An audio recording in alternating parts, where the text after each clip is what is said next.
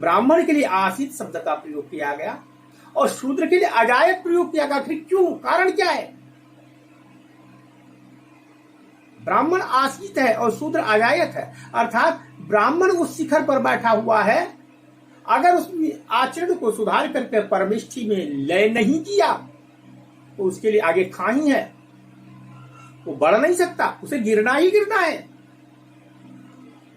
मोक्ष तो दूर जाने दीजिए, अगला जन्म उसे मनुष्य का भी नहीं मिलना है।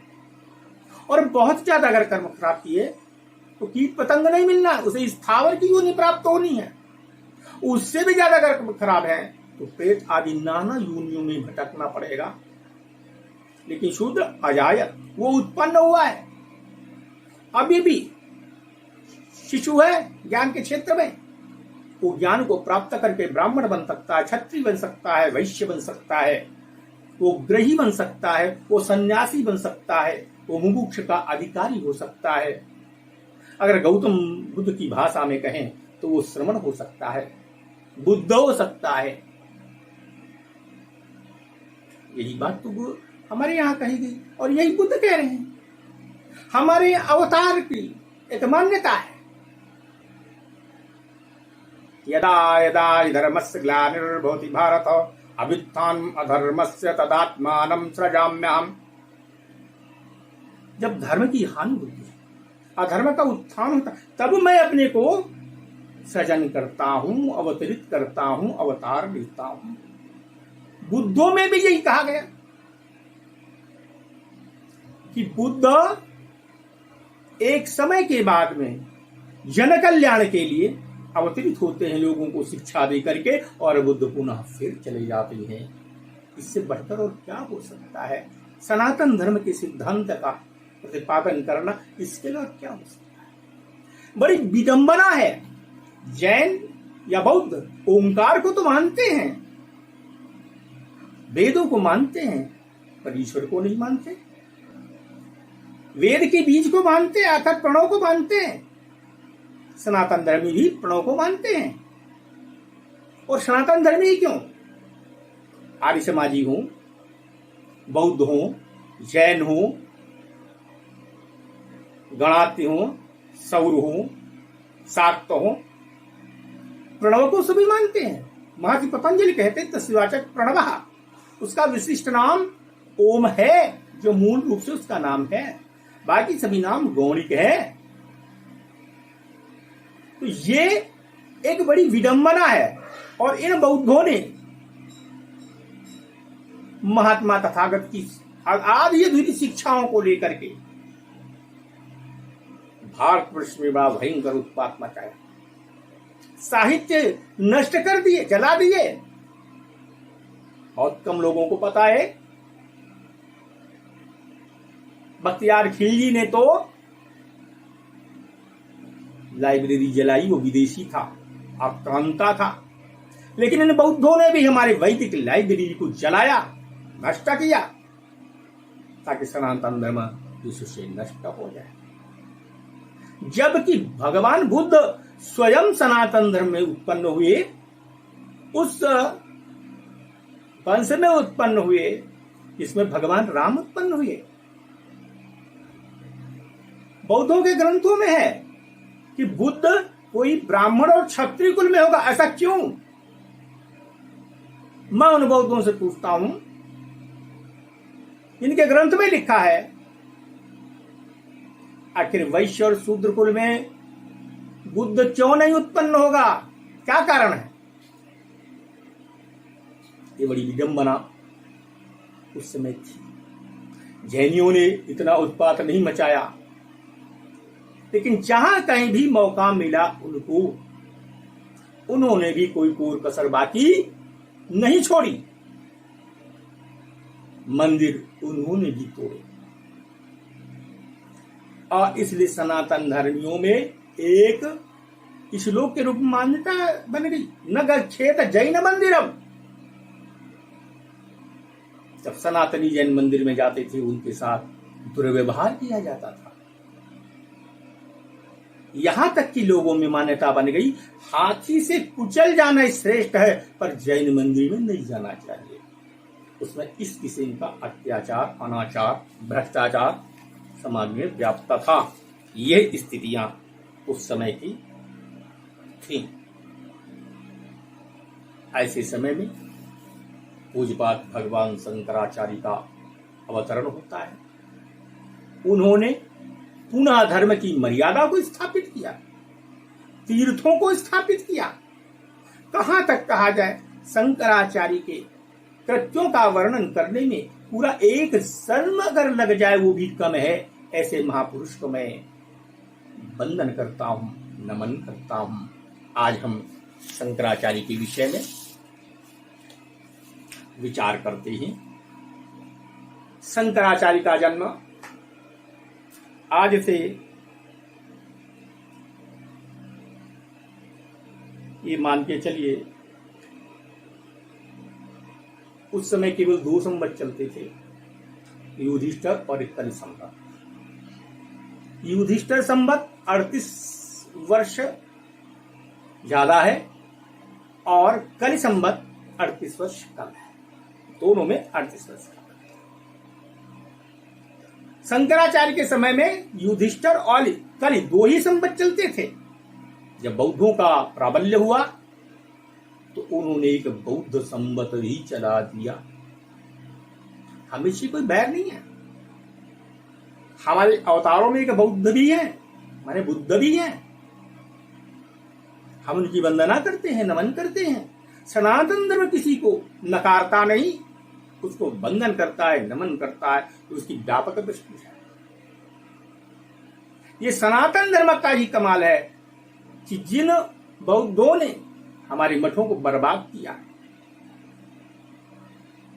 उन बौद्धों के आराध्य पूज्य गौतम को हमने भी भगवान माना नहीं थे। हमने कोई एहसान नहीं किया। गौतम बुद्ध भी हमारे ही यहाँ के थे।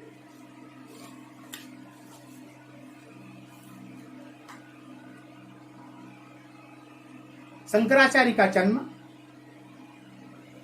2631 युधिष्ठिर संवत और 2669 कलि संवत में हुआ। ईसा से 507 वर्ष पूर्व और बुद्ध से 110 वर्ष बाद केरल प्रांत के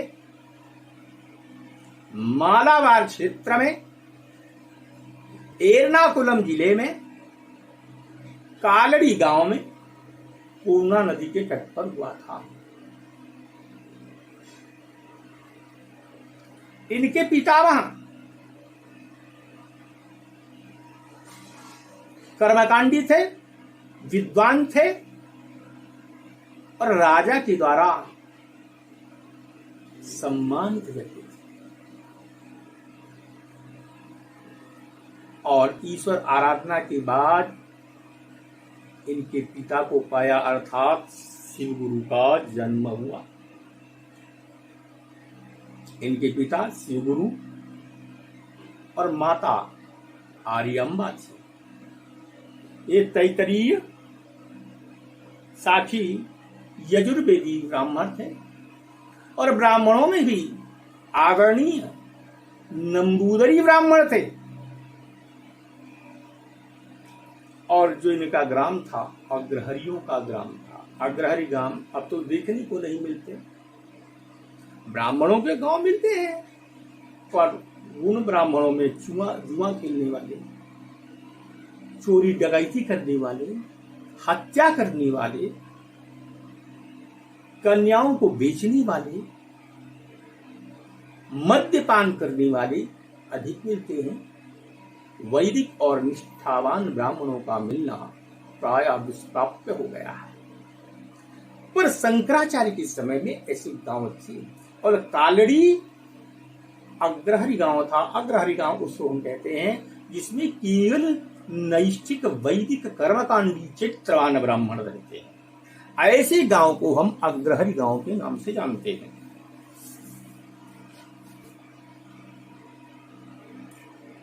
शंकर के माता पिता ने बड़ी ही तपस्या की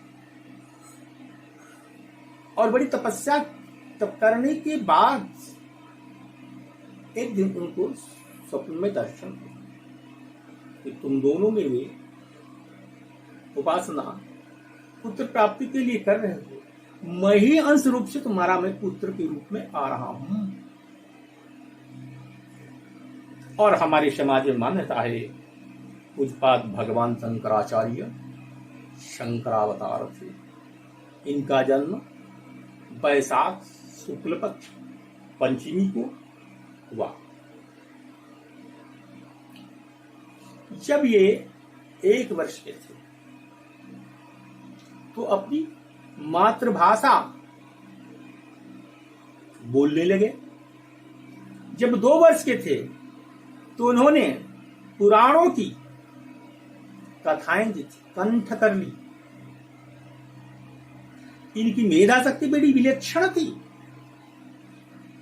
और 3 वर्ष में इनका चूड़ाकरण अर्थात मुंडन संस्कार हुआ। और जब चूड़ाकरण संस्कार हुआ तो इनके पिताजी स्वर्ग को प्राप्त हुए अर्थात उनका देहावसान हो गया। 5 वर्ष में मां ने इनका उपनयन संस्कार किया। हमारे शास्त्रों में विधान है ब्राह्मण को यदि मेधावी बनाना है तो 5 वर्ष में उसका उपनयन कर दिया जाए। 8 से 16 वर्ष तक ब्राह्मण बालक का हर हालत में यज्ञोपवीत कर दिया जाए। 16 से 22 वर्ष की अवस्था में क्षत्रिय का जन्म कर दिया जाए और वैश्य का अधिकतम 24 वर्ष की अवस्था में यज्ञोपवीत कर दिया जाए। इसके बाद वो सभी भ्रात्य होते हैं। भ्रात्य का मतलब उनके हाथ से न कोई वैदिक संस्कार हो सकता है, न दैव कर्म हो सकता है, न पितर कर्म हो सकता है। हव्य और कव्य के वो अधिकारी नहीं होते। खैर ये अलग का विषय है। आजकल तो ब्राह्मणों की संख्या बहुत कम है और इन पतित भ्रात्य ब्राह्मणों को ब्रह्म बंधु भी कहते हैं। आज तो भारतवर्ष में 98% ब्रह्म बंधुओं की अधिकता है और जो भ्रात्य हैं उनके लिए भ्रातस्तों में यज्ञ की व्यवस्था की गई है जो बड़ी ही जटिल है। उल्लेख हमारे ग्रंथों में आता है पर दुष्प्राप्य है। उसके विकल्प के रूप में कुछ साधन रखे गए हैं। किसी ने गायत्री जप प्रायश्चित बताया, किसी ने और बताया। प्रभ्रातस्तोम यज्ञ अब सामान्यतया प्राप्त नहीं होते हैं। पूज्यपाद शंकराचार्य महाभाग का 5 वर्ष में उपनयन कर दिया गया। शिक्षा के लिए कुल में विशेष दिया गया। उन दिनों ये परंपरा रही कि शिक्षा के लिए अपने घर से गुरुकुल भेज दिया जाता था, चाहे वो राजा का लड़का हो और चाहे ये वो भिखारी का लड़का हो। विद्या अध्ययन करने के लिए उनको गुरुकुल जाना ही जाना है। यही सत्य है।